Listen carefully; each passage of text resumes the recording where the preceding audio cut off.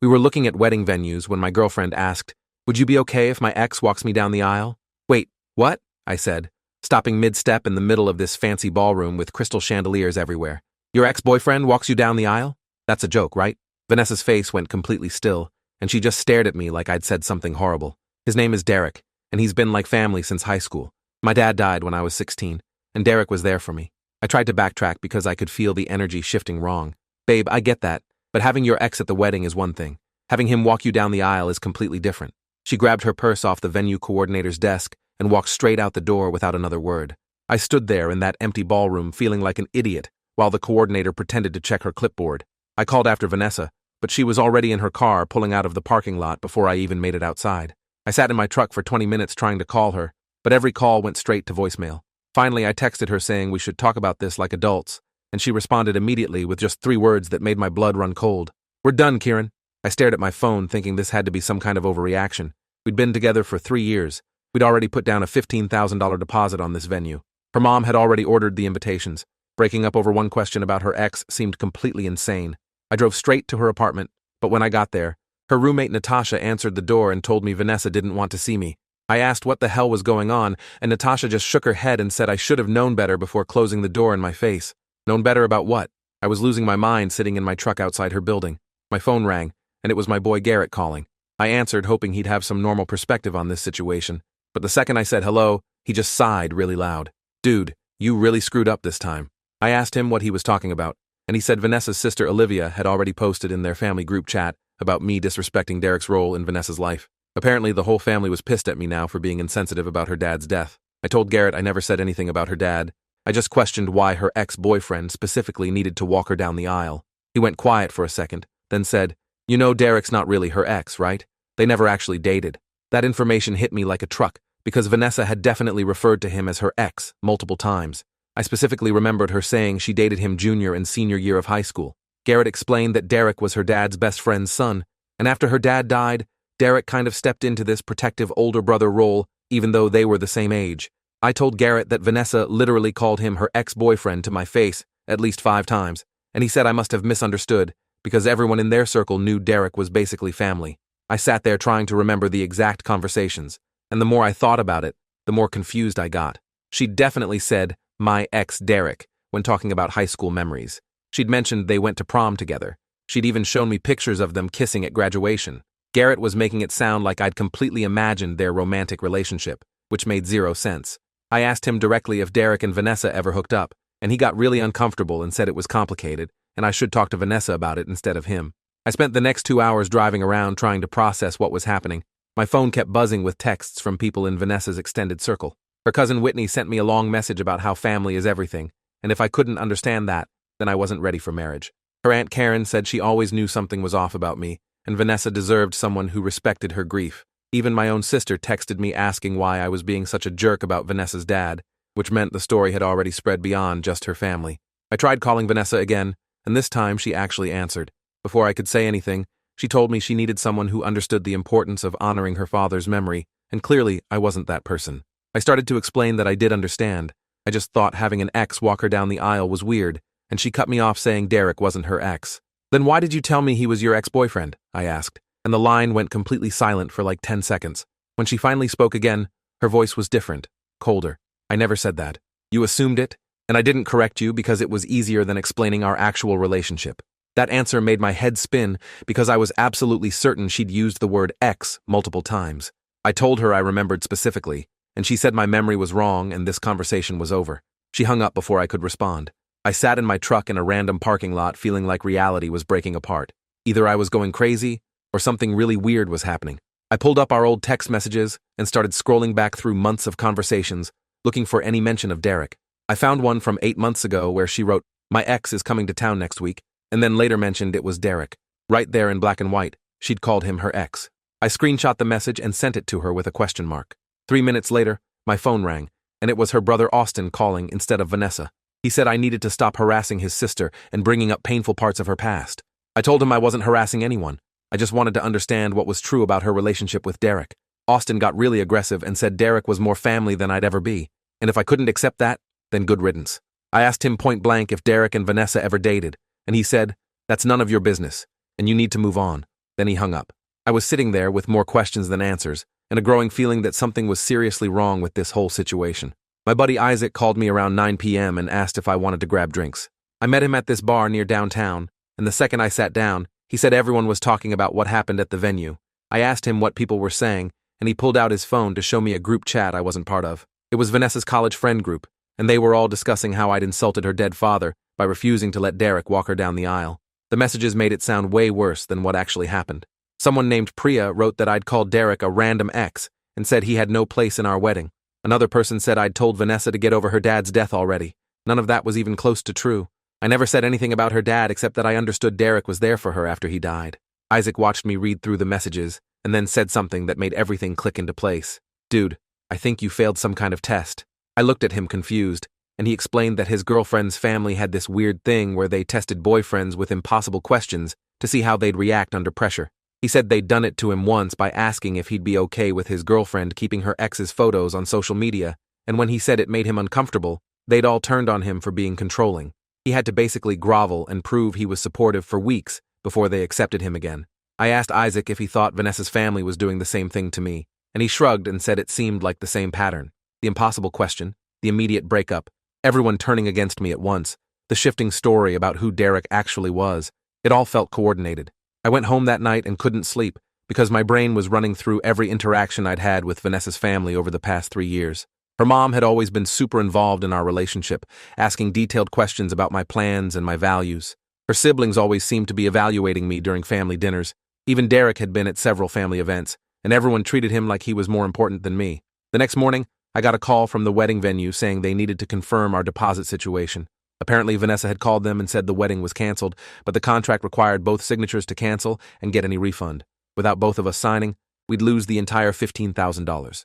I told the coordinator I'd reach out to Vanessa and figure it out, but when I texted her about it, she said she wasn't signing anything, and I could deal with the financial consequences of my actions. That seemed incredibly petty, considering we'd both contributed to the deposit. I called my sister Diana because she'd been through a broken engagement before and might have advice. She answered, sounding stressed, and immediately said she didn't want to get involved in whatever drama was happening. I told her I just needed help understanding the deposit situation, and she said Vanessa's mom had already called her explaining everything. According to Vanessa's mom, I'd been disrespectful and insensitive, and Diana thought I should just accept the loss and move on. I couldn't believe my own sister was taking Vanessa's side without even hearing my version. I asked Diana what exactly Vanessa's mom had said, and she told me the story about me insulting Derek and dismissing Vanessa's grief over her father. I explained what actually happened, that I'd just asked a reasonable question about why her ex-boyfriend would walk her down the aisle, and Diana interrupted me saying, "Derek's not her ex." I felt like I was in the Twilight Zone because even my sister was repeating this narrative that didn't match what Vanessa had told me for 3 years. I asked Diana if she remembered me mentioning Vanessa's ex Derek before, and she said yes, but she'd always assumed I meant ex-friend or something. That made no sense because I'd specifically told Diana stories about Vanessa and Derek dating in high school. I went to my computer and pulled up old emails and texts where I'd mentioned Derek as Vanessa's ex to various people, and everyone had understood exactly what I meant at the time. My phone buzzed with a text from an unknown number. It was Derek. He said we should meet and talk man to man about the situation. Part of me wanted to ignore it, but another part wanted answers, so I agreed to meet him at a coffee shop that afternoon. When I got there, Derek was already sitting at a corner table looking way too comfortable for someone who'd just caused my engagement to implode. He shook my hand like we were old friends and said he appreciated me coming. I sat down and waited for him to explain himself, and he started by saying he understood this was confusing for me. He said his relationship with Vanessa was complicated and hard for outsiders to understand. I told him to try me, and he took a deep breath before explaining that he and Vanessa had this intense connection after her dad died. And yes, they'd hooked up a few times, but it was never official dating. They were more like grief partners who sometimes crossed physical boundaries.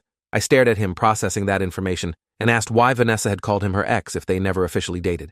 Derek said she probably did that to make things simpler when explaining their history to new boyfriends, and he didn't think it was a big deal either way. I pointed out that it was absolutely a big deal if she was asking him to walk her down the aisle at our wedding, and he nodded and said he understood my concern. Then he said something that made my stomach drop. This isn't the first time this has happened. Vanessa's last boyfriend also had issues with me being around, and that relationship ended the same way. I asked Derek what he meant by the same way, and he explained that Vanessa's family had this unofficial rule about accepting Derek as part of the family unit. Any boyfriend who couldn't handle that dynamic wouldn't last. He said the last guy, someone named Russell, had failed the test after about 2 years when he'd asked Vanessa to set boundaries with Derek. Derek told me Russell got the same treatment I was getting now. The immediate breakup, the family turning against him, the story shifting to make him look like the bad guy. I asked Derek if he realized how messed up that was, and he just shrugged and said, "Every family has their quirks." I wanted to punch him, but instead, I asked him directly if he was still in love with Vanessa. He got this weird look on his face and said love was complicated, and what he and Vanessa had transcended normal relationship categories. That non-answer was basically a yes. I told him he was actively sabotaging Vanessa's relationships because he couldn't let her go, and he said I was oversimplifying a complex family dynamic. I left that coffee shop feeling sick because I realized I'd been set up to fail from the beginning. If the family's test required accepting Derek in this weirdly intimate role, then they'd designed a test that no reasonable boyfriend would pass. I drove to Vanessa's mom's house without calling first because I needed to talk to an adult in her family who might actually be rational. Her mom, Patricia, answered the door looking surprised to see me, and I asked if we could talk about what happened at the venue.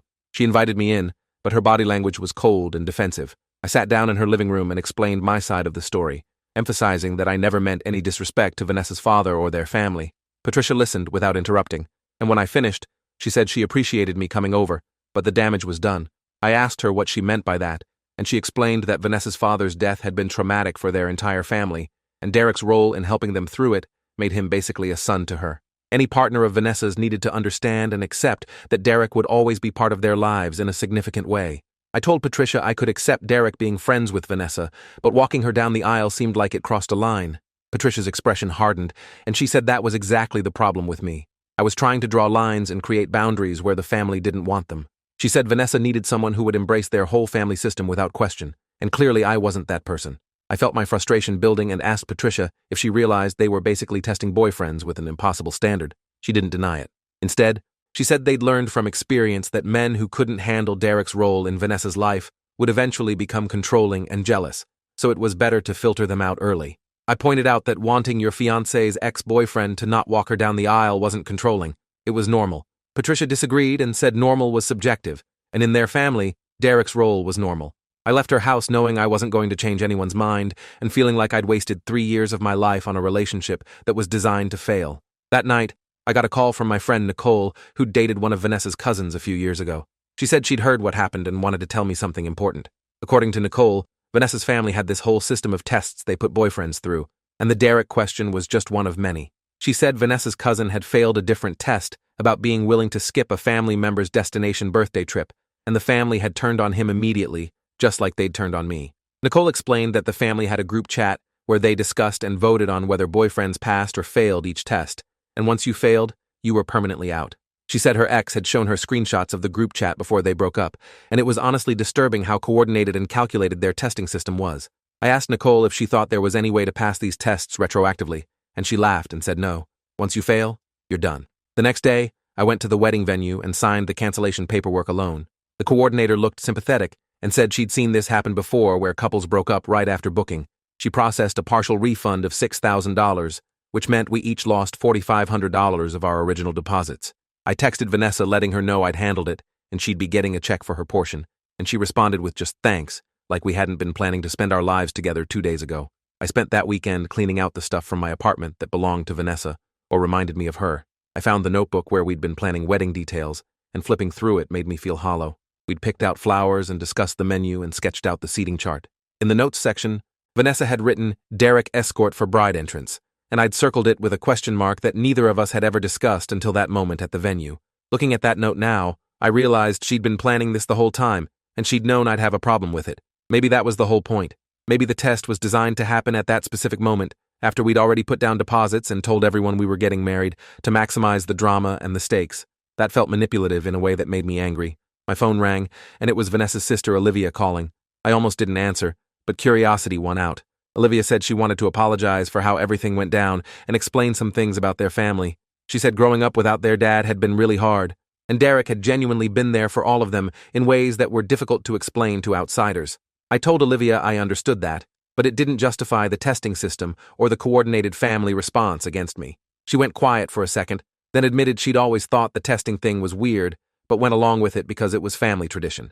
Olivia said their mom had started the testing system after Vanessa's first serious boyfriend had said something dismissive about their dad's military service, and their mom never wanted Vanessa to end up with someone who didn't respect their family's values.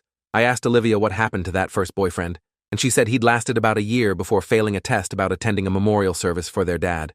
After that, Every boyfriend got tested in various ways, and most didn't make it past the 2-year mark. I was only the second one to get as far as engagement, and Russell, the guy before me, had failed the same Derek test I'd failed. Olivia said she was calling because she felt guilty about participating in the family system and wanted me to know it wasn't personal. She said I actually seemed like a good guy, and she thought Vanessa was making a mistake by prioritizing the family's tests over genuine compatibility. That conversation made me feel slightly better, but also worse, because it confirmed everything Isaac had suspected about coordinated testing. 3 weeks went by, and I was starting to adjust to being single again when I got a text from Russell, the ex-boyfriend who'd failed before me. He said Derek had given him my number and suggested we should talk because we'd been through the same experience. I was hesitant at first, but eventually agreed to meet him for lunch. Russell turned out to be this normal, professional guy who worked in finance and seemed totally reasonable. He told me his story about dating Vanessa for 2.5 years and thinking everything was great until he'd asked her to set some boundaries with Derek. According to Russell, he'd noticed Derek was texting Vanessa constantly, showing up at their apartment unannounced, and generally acting like he had more claim to her time than Russell did as her actual boyfriend. When Russell tried to address it calmly, Vanessa had accused him of being jealous and insecure, and within a week, the entire family had turned against him, just like they'd turned against me. Russell said he'd lost $8,000 on a vacation he'd planned for Vanessa's birthday, and she'd refused to reimburse him or even acknowledge that her family's reaction had been disproportionate. He'd spent months afterward questioning his own sanity and wondering if he'd been unreasonable to want normal relationship boundaries. Talking to him made me feel validated because everything he described matched my experience exactly. We compared notes about specific family members and their reactions, and the patterns were identical. Russell said he'd eventually moved on and was now engaged to someone else whose family was totally normal, and his life was much better without the constant testing and drama. He advised me to cut my losses completely and not look back, which was obviously the right answer, even though part of me still wanted closure. 2 months after the venue incident, I was at my gym when I saw Derek working out across the room. I tried to ignore him, but he came over and asked if we could talk outside. I followed him to the parking lot, and he said he felt bad about how things went down and wanted to clear the air. I told him there was nothing to clear because I understood exactly what had happened. I'd failed a family test that was designed to be impossible, and he'd gotten to keep his weird pseudo-relationship with Vanessa. Derek looked uncomfortable and said it wasn't like that, and he genuinely cared about Vanessa's happiness. I asked him if he'd be stepping aside once Vanessa found someone new, and he admitted probably not, because his role in her life wasn't dependent on her relationship status. That honesty was almost refreshing after all the gaslighting from the family. I told Derek he should probably examine whether he was actually helping Vanessa or just preventing her from having healthy adult relationships, and he said he'd think about it. I never heard from him again after that conversation, which was fine by me. Around month 4, I ran into Vanessa at a mutual friend's birthday party. We both froze when we saw each other, and I was about to leave when she came over and asked if we could talk privately. We went out to the back patio, and she said she'd been doing a lot of thinking about our relationship and the breakup. I waited for her to continue, and she said she realized her family's testing system might have been unfair, and she was sorry for how everything happened. I appreciated the apology, but told her it didn't change anything, because the fundamental issue was still there. She'd always prioritize her family's approval over building a healthy partnership with whoever she dated. Vanessa said she was working on setting better boundaries with her family, and with Derek specifically. She'd started therapy and was processing a lot of stuff about her dad's death and how it affected her relationships. I told her that was good, and I hoped she figured things out, but I'd moved on. She looked hurt and asked if there was any chance we could try again now that she understood the problems better. I said no, because I didn't trust that anything would actually be different, and I wasn't interested in being tested again. She nodded and said she understood, then asked if we could at least be friends eventually. I told her maybe someday, but not now, and she accepted that before going back inside. I left the party early and drove home feeling a weird mix of closure and sadness. Part of me still loved her and wished things had worked out differently, but the bigger part of me knew I'd dodged something toxic. 6 months after everything fell apart, I matched with someone named Iris on a dating app. We started talking and hit it off immediately. She was funny and smart and had a normal family without any weird testing systems or ex-boyfriends who acted like surrogate family members. On our 3rd date, I told her the whole story about Vanessa and the wedding venue disaster, and she laughed and said that was the most ridiculous thing she'd ever heard. Iris said her family just did normal things like having dinner together and asking polite questions about her boyfriend's jobs and interests. No tests, no group chats voting on whether guys were worthy, no impossible loyalty questions designed to trap people. Dating her felt easy in a way I'd forgotten was possible. We didn't have to navigate complex family politics or worry about hidden agendas. By month 8, I realized I was happier with Iris than I'd ever been with Vanessa, even during the good times. I thought Vanessa and I had something special, but really we just had something complicated, and I'd confused the drama for depth. Iris and I moved in together after a year, and her family welcomed me without any weird initiation rituals or tests. Her dad just asked if I treated his daughter well and if I had stable employment, and when I said yes to both, that was enough. It was shockingly simple and healthy compared to what I'd experienced before. I heard through mutual friends that Vanessa was dating someone new, another guy who'd apparently passed the Derek test by enthusiastically agreeing to whatever the family wanted. According to the gossip, he was totally fine with Derek being Vanessa's man of honor at their eventual wedding and was planning to name Derek as godfather to their future kids. It sounded exhausting, but if that's what Vanessa needed to feel secure, then I hoped it worked out for her. I realized I'd spent 3 years trying to fit into a family system that was fundamentally broken, and walking away from it was the best decision I'd made. 2 years after the venue disaster, Iris and I got engaged, and this time there was no drama, no tests, no ex-boyfriends inserting themselves into our relationship. Just two people who loved each other and wanted to build a life together without all the manipulative family games. We planned a simple wedding with our actual friends and family, and nobody tried to sabotage it or make it about proving our loyalty. Looking back now, I can see how much time I wasted trying to pass tests that were designed to be impossible. Some families are just dysfunctional, and no amount of effort or love can fix that from the outside. You have to recognize when a situation is toxic and walk away, even if it costs you money and time and emotional energy. The $4,500 I lost on that venue deposit was the best money I ever spent because it bought me freedom from a relationship that would have made me miserable for life. Vanessa's family is still doing their testing thing with new boyfriends, and guys keep failing because normal human beings don't want to accept their ex's weird ongoing presence. Meanwhile, I'm building something healthy with someone whose family just wants us to be happy. Sometimes the biggest win is realizing when you're playing a rigged game and choosing not to play at all. That's where real freedom starts. Appreciate you watching this far. If you enjoyed it, drop a like, leave a comment, and subscribe so you won't miss the next story.